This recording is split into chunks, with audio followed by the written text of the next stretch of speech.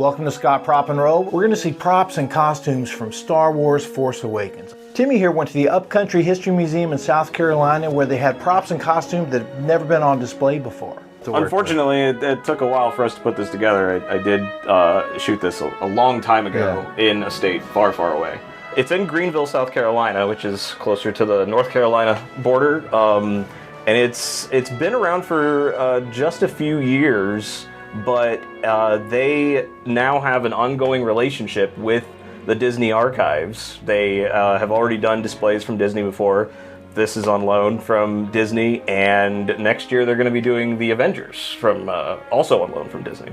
How big was the exhibit? They have a lot of stuff. It was pretty much just one large room with costumes from just all the main characters and a handful of props. Some of these were screen used, right?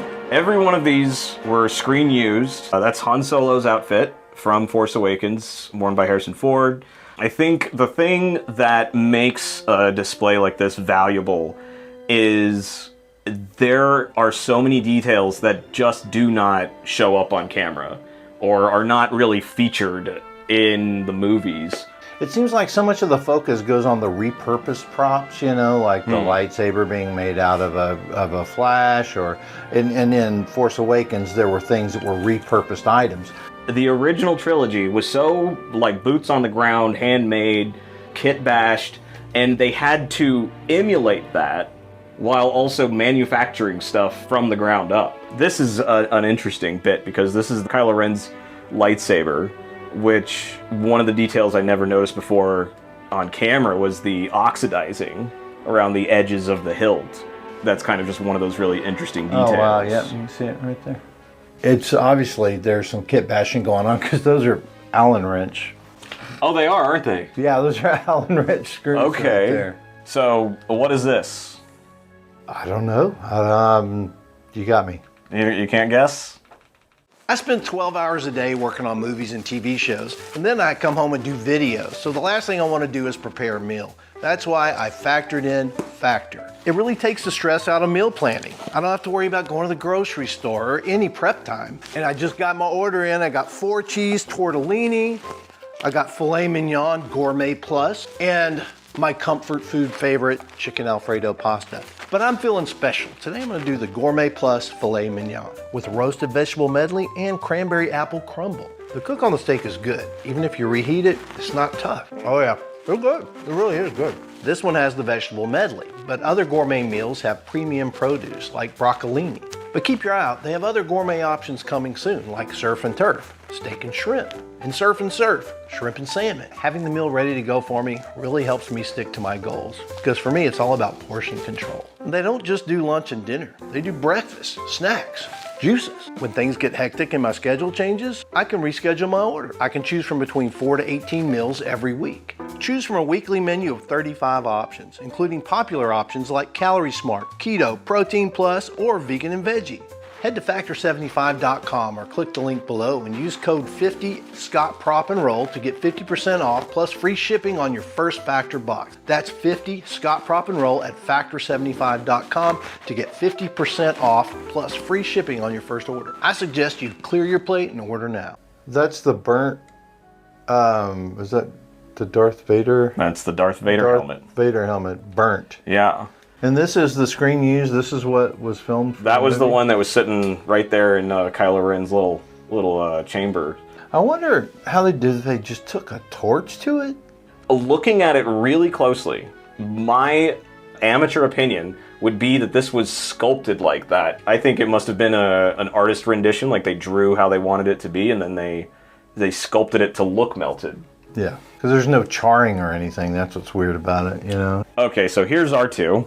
This was the best example, I think, of them building something totally from the ground up, but having to really emulate that handmade look that the original Star Wars had.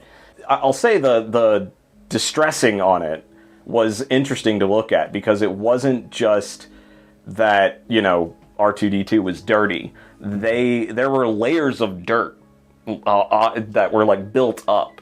And it looked really deliberate, and which I think is because in Force Awakens, R2-D2's barely in it. You know, he's just sitting under a tarp. Yeah, the scenic artists really take a lot of time. They do layers upon layers upon layers. They really put a lot of thought into it because you never know what's going to get a close-up. That's part of doing props is you know that maybe 25% of what you do will actually be seen. Yeah. But you gotta go 100% because you don't know what 25% is going to be seen. Oh, you know, they tested that over and over. And then look at the texture on the blue. It's like it's not just a gloss blue. You've got like, look at that. Yeah. It's like crackled. Yeah, Jamie Wilkinson is the prop master. I believe the production designer probably had a very heavy hand in the design of what we call the hero props. And I'm sure Jamie had, you know, some creative input as well, but the production designer and the art directors, and you know, they have numerous concept artists. Yeah. Who do all the drawings and come up with all that as well. He had a lot of help. There was an army of people. Oh, sure. And again, the audience, when watching it, you're not really catching all that. But yeah, the attention to detail is pretty amazing. I don't know where you fit the rocket boosters in an R2 unit, but...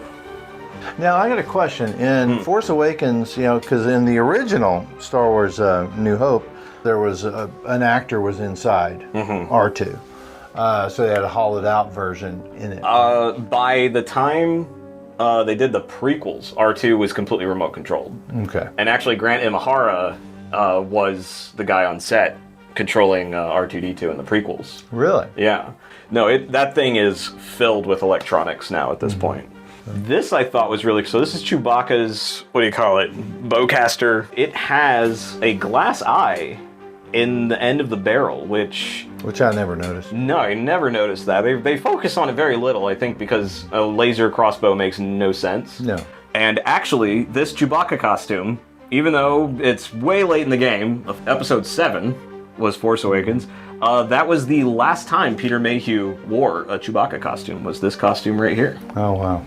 Now here's something you never see a close-up of.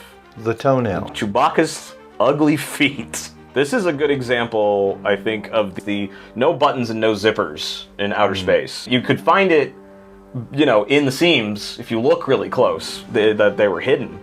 Now this one, you've got to recognize that. That's the Mauser, the broom handle Mauser. They call that a broom handle because it looks like a handle of broom. Handle of broom. But I think they built a prototype and then either scanned it or molded it. Yeah. You know, for the lightweight versions or whatnot. I mean, that's part of the mystique of those items is that, you know, they're forged and put together like they did back in 1976 when they were filming it.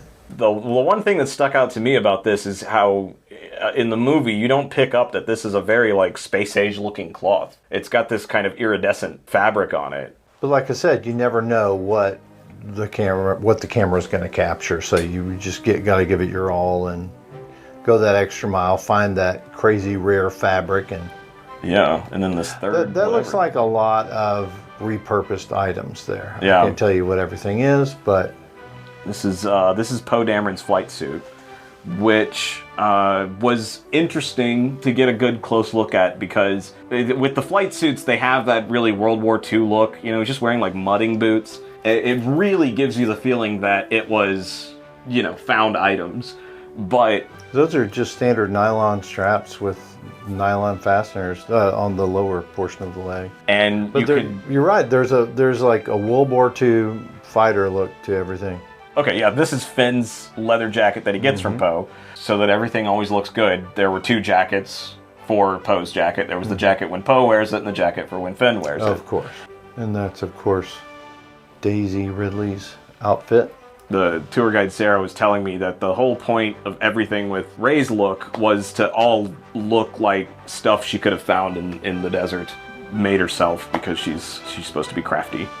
I think this was not the hero BB-8. This was sort of the like stand-in that didn't really do anything. He didn't move. He wasn't the one that they hooked up to the green screen pole or anything.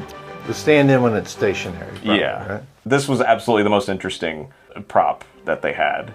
Luke Skywalker's lightsaber. That is in the little wooden box that Rey finds at Maz Kanata's place. And it was really disorienting when I first saw it.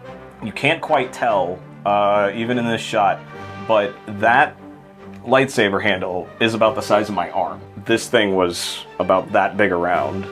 Oh, wow. And about that long.